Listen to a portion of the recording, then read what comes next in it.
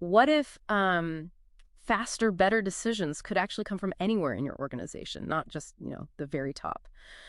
Today, we're doing a deep dive into something called the Teal revolution. It's this really radical shift in how companies are structured, moving beyond that old hierarchy towards, well, self-managing teams, trusting people to make the calls. Exactly. It's a fundamental shift in trust, really, unleashing that collective wisdom that's often untapped in teams by spreading out the power, the responsibility. Yeah, and right at the heart of it, there's this practice called the advice process. So our mission today is pretty clear: show you how it works, and why it's really shaking things up for organizations. Okay, so let's unpack that. The advice process. How does it fundamentally change decision making compared to what most of us are used to? Well, the core idea is it empowers anyone. Literally anyone in the organization can make a decision. But, and this is the crucial part, only after they've really diligently sought advice. Sought advice. From who specifically? Two key groups. First, anyone who's going to be, significantly affected by the decision. Yeah. And second, people who have relevant expertise on the matter. Okay, that sounds powerful. But I can imagine some people thinking, wait, anyone makes a decision, won't that lead to, I don't know, chaos or just bad choices? How does it stop that? Yeah, that's a common reaction. But here's the fascinating part, the real nuance. The advice must be genuinely considered. It has to be respected. This isn't just like ticking a box saying you asked. It's about actively engaging with the advice, maybe asking follow-up questions. And then, importantly, the decision maker usually explains how that advice shaped the final call or, why they decided against certain advice. It really fosters humility, and it properly leverages that collective brain power. The old idea that all of us are smarter than any one of us. Right, right. So, okay, what does this mean for you listening or for your organization beyond just maybe better decisions? What are the actual impacts we see? Well, you definitely tend to get decisions that are just richer. They're forged from more perspectives, things a top-down approach might totally miss. So you get superior quality and agility. Things move much faster because you're not waiting for that one person or committee at the top to approve everything. Right, the bottleneck effect. And I've heard it does more than just improve efficiency metrics, doesn't it? It can actually change how work feels day to day. Oh, absolutely. It really cultivates deeper engagement, a stronger sense of community even. When you empower people like this, it starts tackling that disengagement, that lack of ownership you often find in traditional setups. It gives people a real sense of purpose. And if you zoom out, look at the bigger picture. It lets organizations kind of meet complexity with complexity, makes them way more resilient, more adaptable to whatever the world throws at them. Okay, but you mentioned it's not consensus, which, let's be honest, can be painfully slow sometimes. How does it avoid getting bogged down or ending up with watered down compromises? Yeah, crucial difference. There's no veto power floating around. The responsibility for the decision and its outcome rests clearly and firmly with that one decision maker. That ensures speed, and it keeps the focus on the best possible outcome, not just some middle ground agreement that doesn't really satisfy anyone. And this isn't just theory, is it? People are actually doing this. This is where it gets really interesting for me. It's being used across all sorts of industries, right? Definitely. We've seen it work in places you might not expect, from big energy companies like AES, all the way to really innovative healthcare providers like Buurtzorg in the Netherlands. Buurtzorg, yeah, I've read about them. Didn't they totally change home healthcare by empowering their nurses? Exactly. They let nurses form these small, self-managing local teams. The nurses make the decisions right there, close to the patient, using this kind of advice process. Huge success. And technology helps here too, obviously. Things like email, but also collaborative tools like Lumio are really important for making this work when teams aren't all in the same room. It sounds genuinely transformative, but what are the catches? What are the big hurdles if an organization wants to try this, especially if they're coming from a really traditional top-down background? That's a really important question. Is it easy? No, definitely not. It demands pretty significant cultural shifts. You absolutely have to cultivate psychological safety, that feeling, that shared belief that it's okay to speak up, to offer honest advice, maybe even challenge an idea or make a mistake without fearing blame or punishment. Trust. Deep trust is the foundation. Without it, people just won't give real advice or they'll revert back to old, safer habits. Okay, so if that trust and psychological safety is the bedrock, what can organizations actually do to build that? How do you cultivate it during a transition? Well, it's rarely a quick fix. It takes sustained effort, that's for sure. Things like training help. Having really clear processes documented helps. Continuous support and coaching are key.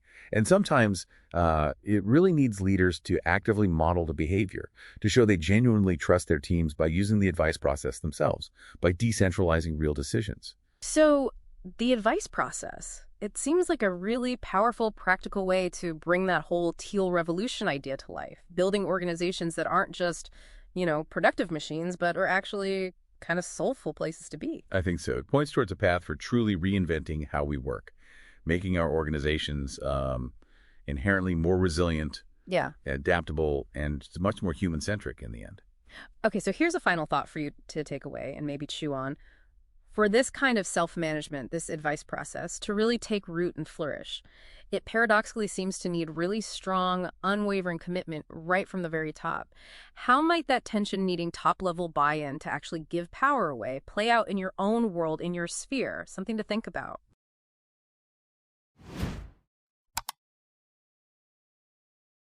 Okay, let's kick things off and dive deep into something pretty different today. Have you ever thought about, a really evolved way to approach work? We're exploring Teal organizations. This idea comes from Frederick Laloux, and it kind of flips the script on how we usually think about workplaces. It's based on three big ideas: self-management teams running themselves, no old school bosses. Then there's evolutionary purpose. The company sort of finds its own way organically. And the one we're really focusing on today, wholeness, which is all about how you bring your entire authentic self to your job. Yeah, wholeness. It's fascinating because Teal really pushes back against that old idea, the one where you leave your personal stuff, your feelings at the door when you clock in. Instead, it's like, no, bring it all, your emotions, your insights, everything. Be fully present. And doing that, being authentic, it really fosters what we call psychological safety. Psychological safety, Yeah. right? Feeling safe to speak up, ask stuff, even mess up without getting jumped on. Exactly. And that safety, it's fuel for creativity, for innovation. Yeah. Makes a whole organization, well, stronger, more resilient. So it's more than just putting up with personal lives, it's actually welcoming them. That's really different from the professional mask idea. But how do they actually do that? Like, practically, our sources mention things like having quiet rooms for reflection, maybe meditation sessions, and something they do often in meetings, a check-in. Oh, yeah, the check-ins. Where everyone shares how they're doing emotionally just to get present. Kind of like Google's meditation rooms, maybe, but deeper, more baked in. Exactly. It's foundational, not just a perk. It's about making sure people are truly there, mentally and emotionally. And that presence, that connection, it builds incredible team cohesion. I can see that. And it connects to something else Teal organizations often do. They bring back storytelling. Seriously, it's about building trust. Like the sources say, the more you know about another person's journey, the less possible it is to distrust or dislike that person. Wow, so understanding someone's story makes it harder to just see them as a job title. Precisely. Work becomes, and this is a quote, a playground for people to grow as human beings. Yeah. Your whole self, your whole story is actually valued. It even extends to tricky stuff like pay, often involve self-managed peer discussions, not just a top-down decision. Okay, that's where it gets really interesting. Handling things like pay or conflict without the usual bosses. How does this wholeness thing, this deep trust and self-awareness, actually let the organization work? It feels like it turns the whole soft skills versus hard results idea on its head. Like empathy isn't just nice, it's necessary for success. Well, that leads right into the conflict question, doesn't it? How do they handle disagreements without a manager stepping in? Teal sees conflict differently, not as a problem, but as an opportunity for growth, an invitation even to expand consciousness. So no boss refereeing. Instead, there's a clear peer-driven process. A process, okay. Yeah, it usually starts one-on-one. Yeah. If that doesn't work, maybe peer mediation. Then perhaps a panel, if it's still unresolved. But the key thing is the focus. It's on self-reflection, taking ownership, learning, not pointing fingers. Right, learning, not blaming. That sounds good, but shifting that deep-seated view of conflict from bad to opportunity, that must take real effort. And what about meetings? Are they different too? Often, yes. Fewer scheduled meetings. For one, more spontaneous ones called when someone feels a need. And they often use emergent agendas deciding in the meeting what needs discussing, based on the group's energy right then. Plus, those check-in and check-out rituals we mentioned, they really bookend the meeting, grounding everyone in presence and reinforcing that trust. Presence and trust seems like the bedrock. It really is. And the results, they're pretty compelling. Sources point to things like more agility, better flexibility, definitely higher employee engagement, more innovation, too. And here's the really provocative part. Lelou observes they often get better financial results. Better financials by focusing less on the bottom line.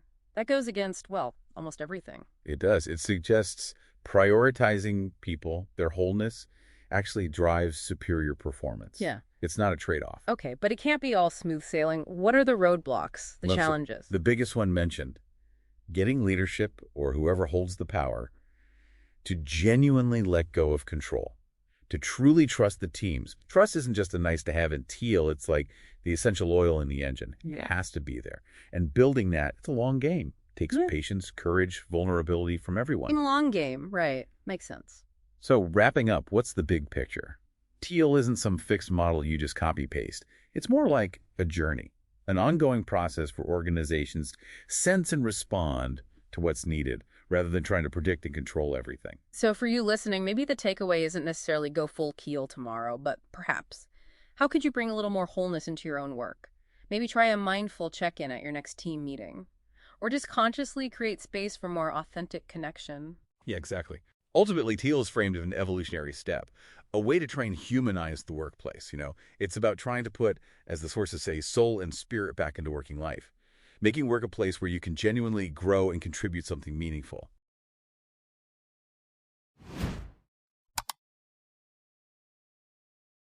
Welcome to the deep dive. We've all experienced organizations that just feel stuck, like big, clunky machines, right? Slow, rigid, maybe even a bit soul-crushing sometimes. Yeah, that feeling is pretty common. But what if we thought about them differently? Not as machines built for profit, but more like living systems, something vibrant with its own kind of purpose, its own direction, constantly evolving. Exactly. That's the core of what we're digging into today, evolutionary purpose. Right.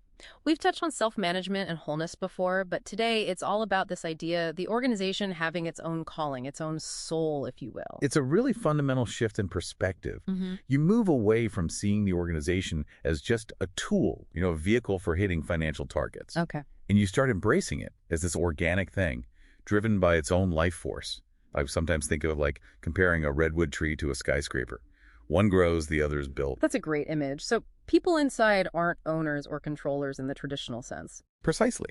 They become more like stewards. Their job is to listen, really listen, Yeah. to where the organization seems to need to go. And profit, where does that fit in? Profit is absolutely necessary. It's the fuel, the energy the organization needs, but it serves the purpose. It's not the purpose itself. Growth happens to help manifest that purpose more fully, not just for growth's sake. So this organic view, it naturally leads away from top-down control, doesn't it? Purpose isn't dictated, it's discovered. Discovered, yeah. Yeah. Continuously discovered. That's the key. Okay, but if the CEO isn't just writing a mission statement, how does an organization actually find this purpose? It sounds a little, vague. How do you make that practical? That's the million-dollar question, right? It happens through what we call sensing. Think of it like ongoing detective work done by everyone. No, sensing. Everyone acts as a sensor, like cells in a body. Each part is sensing its immediate environment and feeding that back, helping the whole adapt. So it's not just one person's job. Definitely not. It can be very organic in self-managed teams, just part of the daily flow. But there are also more structured tools people use. Like what? Well, some organizations literally place an empty chair in meetings. An empty chair. Yeah, it represents the organization's purpose. People are invited to speak from that chair's perspective. What does the organization need? Not just what do I want? Interesting. Kind of forces a different viewpoint. It does. Other things include large group workshops designed for this, really targeted ways of listening to employees, even using AI now to analyze sentiment and pick up on subtle themes and feedback. So tech can play a role too. Absolutely. Yeah. It's often a mixed intuition, subtle signals, but also analytical approaches. Okay, this idea of sensing purpose is compelling, but let's get concrete. How does this actually look on the ground in real companies? Great question. Let's look at Bert's org. They're a big Dutch home care organization. Right, I've heard of them. Highly regarded. Extremely. And their purpose is very clear: helping home-based patients become healthy and autonomous. That's not just a slogan. It drives everything. How so? Well, they have about 1,000 teams, all self-managed. No middle managers. None. 1,000 teams, no middle managers? How does that even work? The purpose guides them. Because everyone is so aligned on helping patients achieve autonomy, the teams can make their own decisions effectively. It allows for massive scale and really high satisfaction for both patients and nurses. It shows purpose can genuinely steer the ship, replacing traditional hierarchy. They even encourage others to copy their model. Wow, okay, that's home care. Let's pivot. What about something completely different, like heavy industry? Does it apply there? Let's take Morningstar. They're a huge tomato processor in California. Tomatoes, okay. Their big mission statement is to add value for others, which sounds maybe a bit generic, right? A little, yeah. But the magic, the tealness, is in how they live it internally. Every single employee, they call them colleagues, crafts their own personal commercial mission, a PCM. A personal mission. Yes. It outlines their commitments to other colleagues, what value they'll provide. It basically acts as their personal boss. This gets formalized in a document called a Colleague Letter of Understanding, or CLU, agreed upon with the colleagues they interact with most. So extreme personal accountability, but without a manager telling you what to do? Exactly. It drives incredible focus and responsibility. Oh. They use tech, including AI, quite heavily too, but it's to free people up to focus on fulfilling their missions, their purpose-driven work. It shows it's about how deeply the purpose is internalized by everyone. That's fascinating. But let's be real, this sounds intense. Isn't it incredibly hard to implement, maybe even chaotic, especially for big, established companies? Oh, absolutely. It presents challenges. You see a lot of purpose washing these days, right? Companies slap on a lofty statement. The authenticity gap. Precisely. Just having the words isn't enough. It has to be embedded, truly lived. And another critical point, purpose itself is just the reason for action. It could be harmful if it's not grounded in what we call stewardship values. Stewardship values, like what? Things like recognizing interdependence, taking a long-term view, caring for the whole system. And remember that point about profit. It's not purpose instead of profit. Profit enables the purpose. Right, the fuel. Yeah. Practical hurdles exist too, like measuring social impact sometimes or getting everyone culturally aligned. But deep embedding helps tackle those. Okay, so if decisions are decentralized, how do you make sure they all actually line up with this evolving purpose? How do you avoid everyone just doing their own thing? That's where a key mechanism comes in, often called the advice process. The advice process. Okay, No. the core principle is simple. Basically, any person can make any decision, but There's always a but. they must seek advice first from anyone who will be significantly affected and from people who have relevant expertise. So you don't need permission, but you do need input. Exactly. You typically start by maybe floating an idea informally, then create a more formal proposal, share it, gather the advice, really listen to it, and then you make the decision. And importantly, communicate it. So it builds in collective wisdom. It does. It allows for fast, local decisions, but keeps them connected to the bigger picture and the shared purpose. It's like a built-in feedback loop for coherence without needing top-down approval for everything. So wrapping this up, embracing this evolutionary purpose idea really seems to shift an organization. It becomes more like that living system we talked about, adaptive, resilient. Absolutely. It unlocks a huge amount of human potential and agility when it works. It sounds transformative. It is. But it's crucial to understand this isn't some quick management fad. It's a deep cultural change. It requires real commitment to those stewardship values and honestly courage. The courage to let go of that traditional need for control. Right, trusting the process and the people. Trusting the collective intelligence. So maybe a final thought for everyone listening. How could you start listening more closely to your own organization's purpose, even if it's not explicitly defined? What small steps could you or your team take? Maybe starting to use the advice process informally. Or just creating space to ask, what does the organization need here? It's an ongoing journey, this invitation to reinvent work.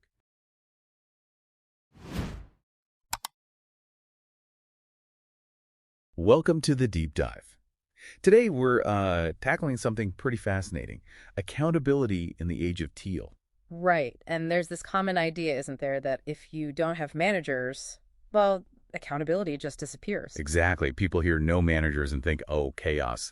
But Teal, it's not about getting rid of accountability. It's more like radically reinventing it. It really is. And that reinvention, it kind of rests on what Frederick Laloux called the three core Peel breakthroughs. You've got self-management. Where people make their own decisions, basically. Yeah. Then a wholeness, like bringing your actual self to work, not just the, professional mask. Okay. And finally, evolutionary purpose. That sense of a guiding mission for the organization, something bigger than just profits. And these aren't separate things, are they? Not at all. They're totally interdependent. They form the foundation for this whole new way of thinking about accountability. So let's get into that reinvention. How does it actually work? It seems a bit counterintuitive. The idea that less top-down control could mean more accountability. It does seem that way at first, but it shifts from accountability by someone like a boss holding you to account to being accountable to yourself and, crucially, to your colleagues. A kind of self-driven thing. So it's deeper, more like ownership. Precisely. It's not just, did I do my task? It's this shared sense of responsibility for the whole thing. People actually step up, They point things out, take ownership where needed, rather than thinking, not my job. Okay, for that to actually happen, what needs to be in place? What are the building blocks? Trust is huge, absolutely essential, and transparency follows right behind it. Right. If you feel trusted, you tend to take responsibility more seriously. Exactly. And transparency means people get the information they need, the real business info. It stops those weak signals from getting lost, the stuff hierarchies often miss. You get this collective intelligence working. Makes sense. But without the usual top-down goals and directives, what actually guides people day to day? How do they know what to be accountable for? That's where the evolutionary purpose comes back in. It acts like an inner compass for everyone. Okay. So the question becomes, is what I'm doing serving our purpose? That provides the direction, the intrinsic motivation. Accountability feels meaningful, not just imposed. So let's talk practice. How does this look on the ground? You mentioned being accountable to colleagues. Yeah, pure accountability is a big part of it. Teams don't just allow accountability. They actively insist on it from each other, for each other. So social pressure replaces the manager's authority, in a way. Kind of, yeah. But based on shared standards and that shared purpose, it also helps build a culture where it's okay to make mistakes. The learn from mistakes idea. Right. The focus shifts from blame to responsibility. Mistakes aren't failures to be punished. They're like valuable data points, learning opportunities. It requires real psychological safety, though. Totally. You need that safety for honest feedback. Think about things like continuous 360-degree feedback or those stop, start, continue sessions. It makes accountability an ongoing growth thing, not just an annual review fear fest. And what about jobs? If there are no managers assigning tasks? Roles become more dynamic. Forget fixed job descriptions. People take on combinations of roles, fluidly, based on their talents and what the organization needs right then. Interesting. But how do you track who's doing what? How is accountability maintained there? Transparency again. Things like tracking next actions publicly, visible timelines. It creates clarity and agility without needing a supervisor overseeing every detail. So what happens to leaders then, if they're not commanding or controlling? Their role transforms completely. They shift from commander to coach, maybe facilitator. Their job is to help colleagues hold themselves accountable. So more enabling than directing. Exactly. Removing roadblocks, modeling transparency, fostering that adult-to-adult conversation. It's all about nurturing that intrinsic motivation we talked about. This all sounds great conceptually, but does it actually work? Especially at scale. Yeah, and that's the surprising part for many. It's not just small startups. Look at Buurtzorg in the Netherlands. That's, 15,000 nurses? Autonomous teams, no middle management. Wow, 15,000. Or Hair, the appliance giant in China. 80,000 employees, broken into 4,000 tiny autonomous businesses. And there are concrete savings, too. RCAR Electronics reported saving $10 million a year with self-managed teams. So there's real proof out there. Definitely. But it's crucial to remember this isn't just flicking a switch. It's a deep cultural shift, not just changing the org chart. Right. It takes time and effort. A lot of effort. Strong communication, continuous training in things like self-management, solving problems, handling conflict constructively. It's an ongoing journey. Okay, so wrapping up our deep dive today. Teal accountability, it's really a profound reinvention, isn't it? It absolutely is. It leverages trust, that shared purpose, peer dynamics, these fluid roles, and a totally different style of leadership. And the outcome seems to be organizations that are potentially more effective, more adaptive, and maybe even more human. I think so. It really taps into a deeper level of collective achievement. So maybe a final thought for you listening. Consider this. What could it mean if we shifted away from external control, from compliance based on, let's face it, often fear, towards this kind of intrinsic, purpose-driven ownership? How might that reshape not just our companies, but maybe our whole relationship with work, with contribution, and even our own growth? Something to really think about.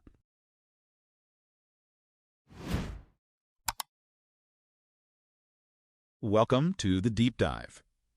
So, Teal organizations, you hear a lot about them, generating quite a buzz, and the picture painted is often, well, almost utopian, isn't it? A radical shift from old hierarchies. They talk about these breakthroughs, self-management, wholeness, evolutionary purpose. It really sounds like a compelling alternative to, traditional command and control.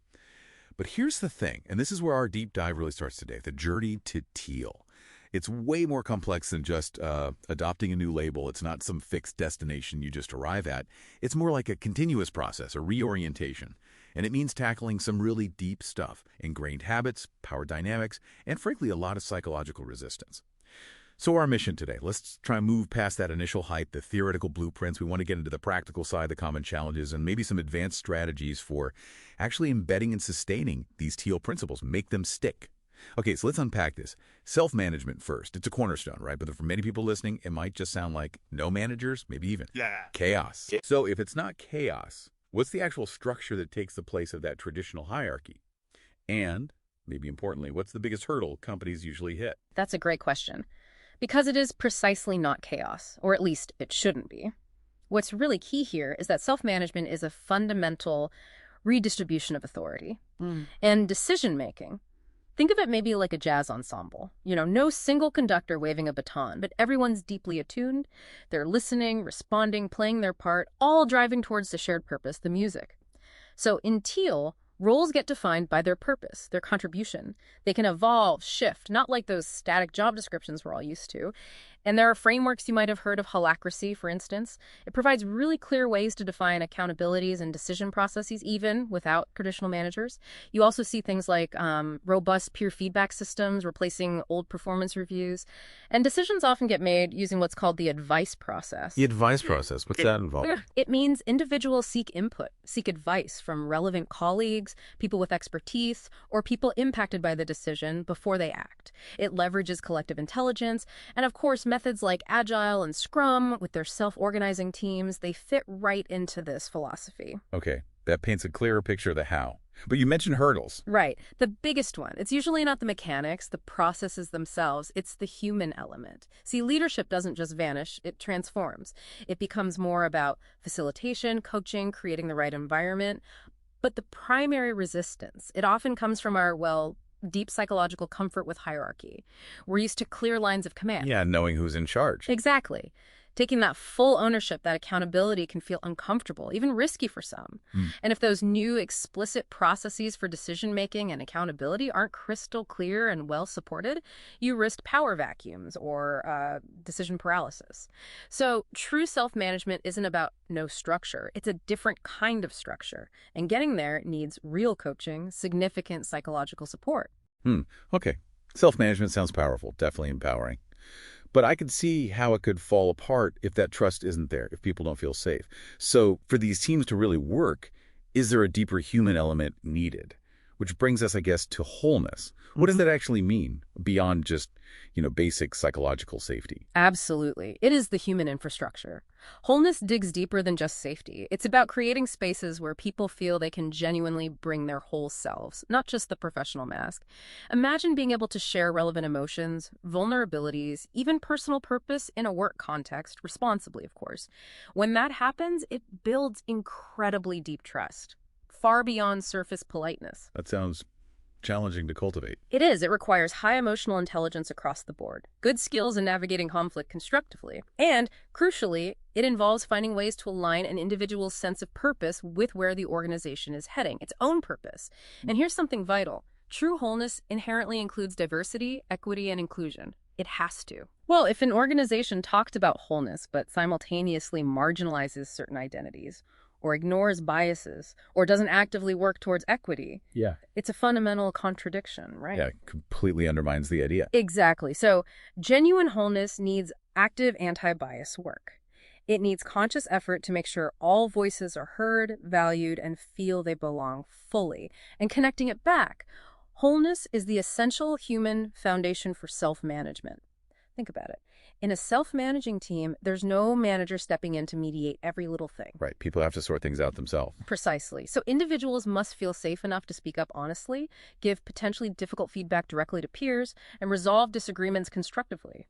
Without that deeper safety and trust built through wholeness, those self-management processes, they'll just falter. They won't sustain. Okay, so we have self-management distributing authority and wholeness providing the human trust and safety for that to work. What's the big payoff then?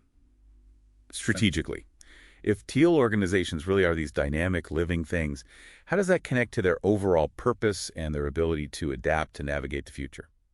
That's where the third piece, evolutionary purpose, really comes into play. It's the strategic outcome. See, it's not a static mission statement carved in stone. It's treated as dynamic, something that emerges and evolves. The organization itself acts like a living entity, constantly sensing its environment, market shifts, customer needs, even internal signals from its own people. So how does it sound? Every individual, every team effectively acts as a sensor because they're empowered through self-management and feel safe through wholeness. This relies on things like iterative experimentation, try something small, learn, adapt. Continuous feedback loops are critical, transparent information flow so everyone sees the bigger picture. Regular reflection, much like you see in agile retrospectives. It's all about creating mechanisms for the organization to learn and pivot almost in real time. I see the connection now. Yes. The critical link is this. Evolutionary purpose is the strategic result you get when self-management and wholeness are successfully integrated and working together. For an organization to truly sense its environment effectively and respond quickly, individuals need the autonomy from self-management to act as sensors and take initiative, and they need the psychological safety from wholeness to share those crucial insights, even the uncomfortable truths, without fear. Without both, the sensing is incomplete or the response is too slow. Exactly. And that's what transforms Teal from maybe just an idealistic model into something incredibly pragmatic. A necessity even for resilience and competitive advantage in today's world, that VUCA world we always hear about. Volatile, uncertain, complex, ambiguous.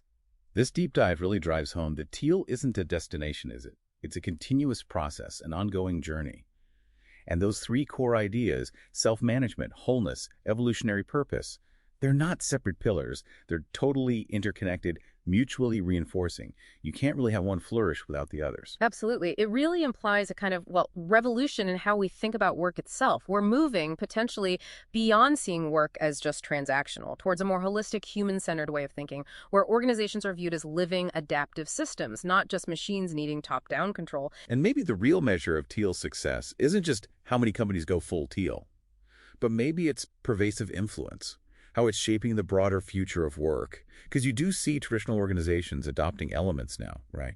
Bits of self-management, more focus on psychological safety, purpose-driven strategies. That's a great point. The influence is definitely spreading, even if not always under the Teal banner. So a final thought for everyone listening, based on what we've explored today. Just reflect for a moment on your own context, your own workplace or team. What's one small, really actionable step you think you could take? Something to maybe introduce a little bit of a Teal principle maybe around decision-making or vulnerability or sensing purpose within your own sphere of influence, no matter how small it seems. Just something to consider.